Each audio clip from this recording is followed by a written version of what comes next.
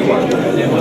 Il fallait faire un constat du Sénégal, un constat qui a été fait pendant sa tournée, dans laquelle il a fait le monde rural pour l'équivalent de 2 fois le tour de la planète et constater l'état de délabrement, de pauvreté dans lequel était le monde rural.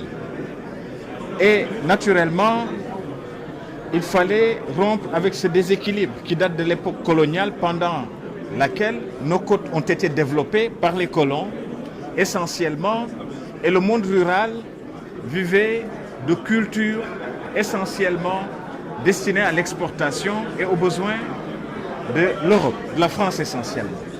Et donc, il fallait rompre cela. Le président de la République a mis en place un programme d'urgence de développement en parfaite cohérence avec l'axe 1 du PUDC, la transformation structurelle de notre économie.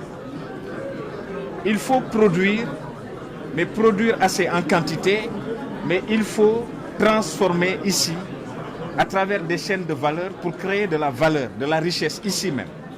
Et ne pas faire comme d'autres pays qui exportent tout et qui ne produisent, qui ne transforment rien sur place. Il fallait aussi, pour lutter contre la pauvreté, transformer les cultivateurs, les paysans en agents de développement, de production. Il fallait apporter l'eau. L'eau qui est l'équation centrale principale de la question agricole. Et il fallait aussi apporter de l'électricité, parce que sans l'énergie, on ne peut pas asseoir des bases réelles de développement de notre pays. Et c'est ainsi qu'il a conçu le programme d'urgence de développement communautaire, à travers la mise à disposition d'infrastructures de base, comme l'électricité, comme les forages, comme les équipements agricoles, entre autres, augmenter la productivité à travers la formation, l'encadrement des populations rurales, à travers aussi la mise à disposition d'équipements, pour 5500 au total équipements. Entre l'année dernière et maintenant, c'est essentiellement ce que nous avons fait.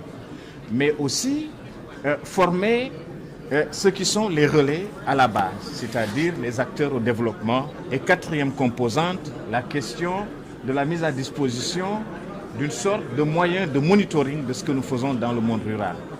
Et depuis un an, donc, nous avons travaillé sur un programme global de 4 ans de 522 milliards, avec une phase initiale de 113 milliards que nous avons porté aujourd'hui à 122 milliards à cause des ajouts et évidemment que nous avons fait de tout ce qui a été porté à la connaissance du président de la République comme devant servir à améliorer le PUDC. Monsieur le ministre, par rapport à la dynamique organisationnelle, est-ce qu'elle est suffisamment bien huilée pour véritablement préserver les acquis? Vous avez entendu le Premier ministre avant moi. Il dit qu'il y a certainement des améliorations à apporter. Et aujourd'hui, nous sommes en phase de terminale des 2 ans. Et donc, il faudrait apprendre une organisation intelligente. C'est une organisation qui apprend de ses erreurs et qui met en place ce que les ingénieurs appellent l'analyse des modes de défaillance et de contrôle.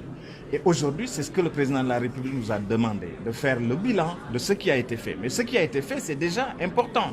J'ai l'habitude de dire que depuis 1960 à 2012, ce que nous avons trouvé, c'est 12 500 km de pistes rurales. Ça nous donne une moyenne de 193 km de pistes. Sur 2 ans, le PUDC ambitionne de faire 3000. Nous avons fait déjà 1000 km de pistes rurales. Je ne parle pas de ce que fait de manière classique le ministère des Infrastructures. Et dans le domaine des forages, vous savez que nous sommes aujourd'hui à près de 200 forages, comme a dit le Premier ministre, 68 châteaux d'eau, et nous allons sur 2 ans faire 420 villages au Sénégal à électrifier sur un autre programme qui est un programme d'électrification du monde rural qui porte sur 2800 villages à électrifier, je dis bien. C'est l'équivalent de ce que nous avons fait de 1960 à 2012. Donc c'est très important sur 4 ans. Et donc, aujourd'hui, le PUDC est un modèle il y avait des réticences, souvenez-vous, des ONG qui disaient pourquoi on externalise. Il y avait des réticences, le Premier ministre l'a dit, de certains ministères qui ont dit pourquoi on nous prend nos budgets pour aller l'exécuter ailleurs. Aujourd'hui, tout le monde est d'accord, mais non seulement tout le monde est d'accord, mais les pays africains ont interpellé Monsieur le Président Macky Sall à Addis Abeba et l'année dernière au sommet des Nations Unies à New York pour lui dire nous voulons faire la même chose. Et il y a aujourd'hui 5 à 7 pays qui se sont déjà lancés dans le programme PUDC. Qu'est-ce que nous avons dit? Nous leur avons dit, ils nous ont eux-mêmes suggéré, en nous disant organiser un atelier à Dakar pour qu'on vienne apprendre ce qui se fait à travers le PUDC et comment vous avez réussi en moins de 2 ans à faire tout ce que vous êtes en train de faire. Et c'est cela l'objet de la rencontre d'aujourd'hui et de demain qui réunit 18 ministres, des ministres de 18 pays. 18 pays africains sont venus ici apprendre ce qu'est le PUDC, ce que nous avons fait. Monsieur le ministre. Actions qui ont été menées, ça a mobilisé combien en termes de ressources financières. Est-ce qu'aujourd'hui, au-delà des fonds, le gouvernement a des partenaires? La phase 3 est déjà en phase d'exécution avec la Chine, plusieurs dizaines de milliards, 60, pour plus de 250 forages à faire pendant l'année et l'année à venir. 250 forages juste avec le ministère qui va exécuter la phase 3 du PUDC.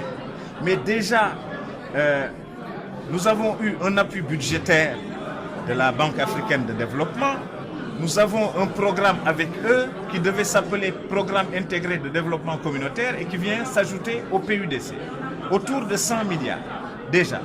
Sans compter que l'État du Sénégal a déjà mis 68 milliards sur une enveloppe initiale de 113 milliards qui a été portée, je vous l'ai dit, à 122 milliards avec les ajouts d'autres localités parce que pendant sa tournée, le président de la République n'a pas été partout.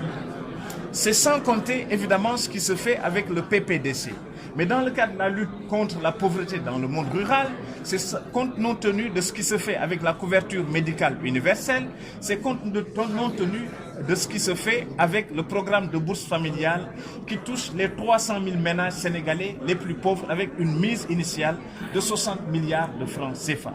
Donc, ce qu'il faudrait, et c'est ce que je dis souvent, c'est que APSE, plan Sénégal émergent, il faut ajouter un S, programme Sénégal émergent et solidaire.